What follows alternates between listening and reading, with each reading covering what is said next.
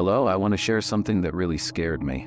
My name is Hannah. I was anxious as I prepared for gallbladder surgery at the hospital. The hospital's facade, a stately and ancient building, seemed straight out of a horror movie. I had heard rumors about the place, but I never imagined I would be here, about to face my own experience. As I entered, I was greeted by Karen Thompson, the head nurse, with a welcoming smile, but her eyes betrayed a slight concern. "Let's get you to your room, Lisa. Dr. Hayes will be with you shortly to explain the details of the surgery," said Karen as she guided me through long, dimly lit corridors. In the room, I met Mr. Henderson, a 78-year-old man admitted for treatment of a chronic illness. He seemed friendly, but there was a depth in his eyes that I couldn't quite decipher. My surgery was scheduled for the next day. That night, as I tried to rest, I began to notice something strange around 10:45 p.m. The lights flickered intermittently, and I felt a presence in the room. It was as if someone was watching me. I tried to push away the fear, convincing myself it was just pre-surgical nerves.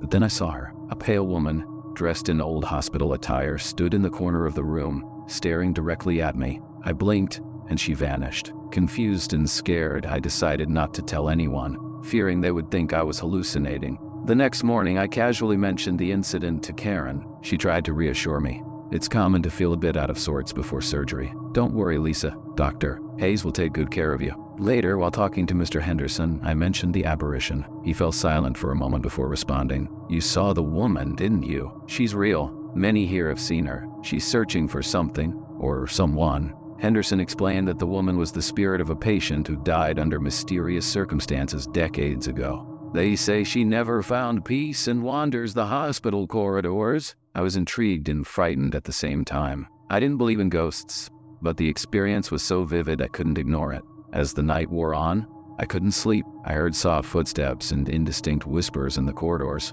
I got up, determined to explore a bit to understand what was happening. The hospital corridors were deserted and poorly lit, the silence broken only by the occasional sound of hospital machinery. Turning a corner, I saw the woman again, this time closer. The ghostly figure seemed distressed, murmuring something inaudible as she moved slowly. When I tried to approach her, she turned abruptly, her eyes full of anger fixing on me. I quickly returned to my room, my heart pounding as the figure disappeared into the darkness.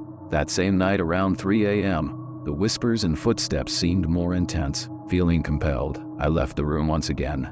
At the end of the corridor, Madison's figure appeared again, but this time she was more aggressive. Her eyes burned with fury, and her voice echoed in terrifying screams reverberating through the empty corridors. I ran as fast as I could, unsure how to deal with the furious entity before me. I could barely breathe as I watched Madison disappear again, leaving me alone in the darkness of the hospital. The next day before the surgery, I discreetly asked some staff about the woman I'd been seeing. Most avoided the subject, but a young nurse, visibly nervous, told me a story. "She's Madison, a patient who died here many years ago. They say she was young and full of life, but her death was sudden and tragic. Since then, her spirit has never rested." I shuddered at hearing this. The nurse continued, "People say she's searching for something, maybe justice, or someone who can help her find peace." I underwent surgery without complications, but the memories of the frightening encounters with Madison never left me. I told the story to friends and family, warning them about the hospital and the horrors it could hide. My name is Michael. I'm 35 years old, and I'm a nurse at an old hospital in a small town in rural Texas.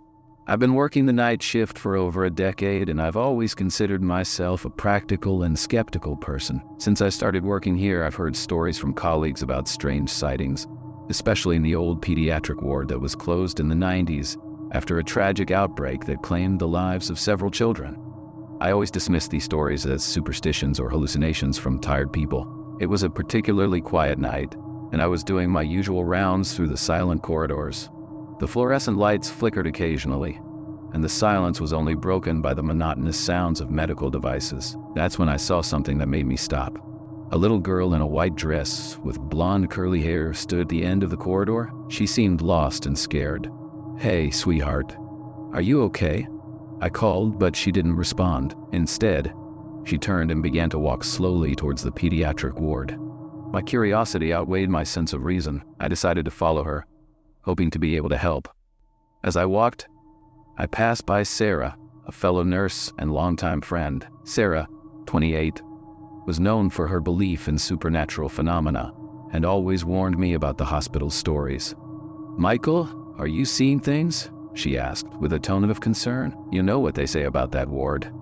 "It's probably just a lost child," I replied, trying to sound calm.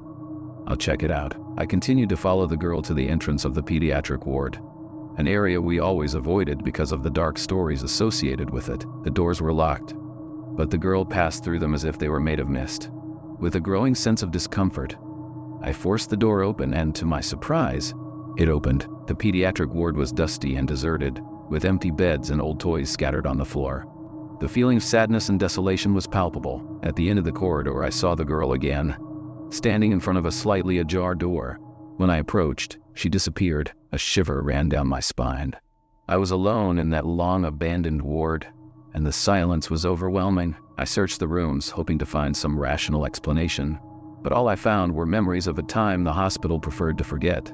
Broken porcelain dolls, worn-out children's blankets, drawings made by children who would never claim them again. In the following days, I tried to forget what I'd seen.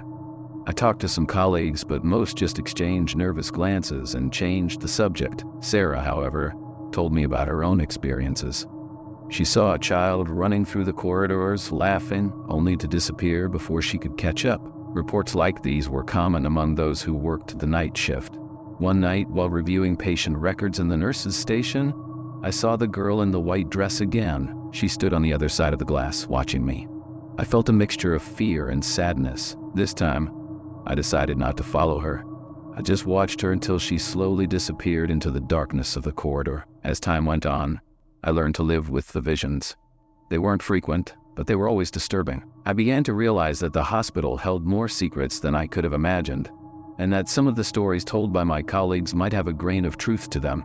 I never found an explanation for the children I saw. Perhaps they were echoes of a tragic past, or perhaps they were the product of an imagination overwhelmed by long nights and sinister stories.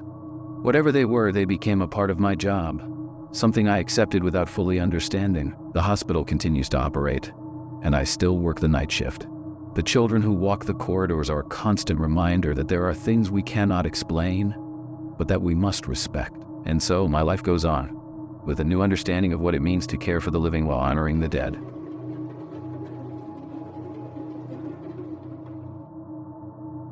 And for over 15 years, I served as a security guard at a psychiatric hospital. That night began like so many others, with empty corridors echoing whispers from the past. As I made my rounds through the north wing, a sinister figure materialized before me.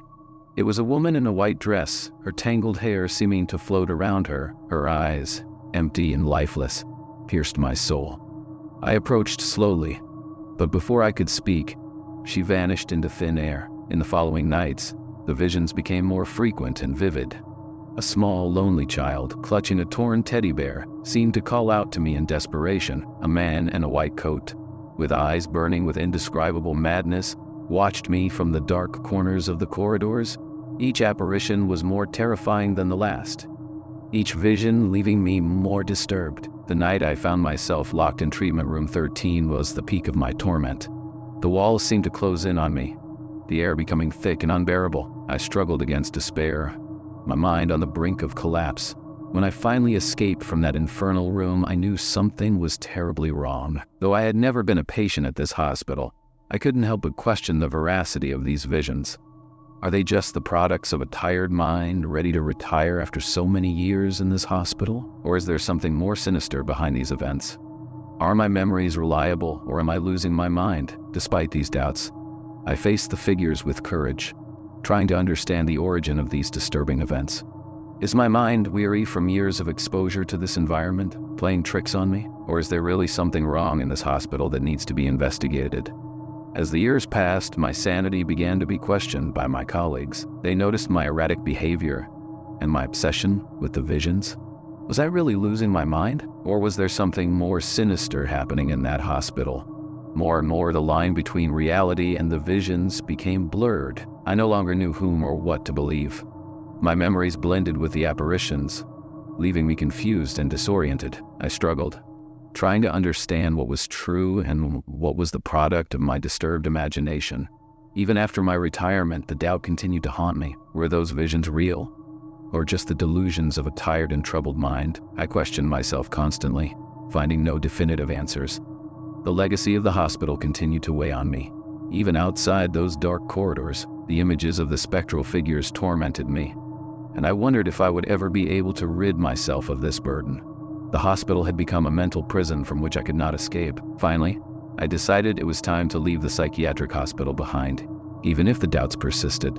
I knew I would never find the definitive truth about what had happened, and perhaps it was better to accept the uncertainty and seek the peace I so desperately needed. Though the shadows of the past still haunted me, I was determined to find a new path. If you enjoyed the video you just watched, you won't want to miss this next one. Click now and I'll see you there.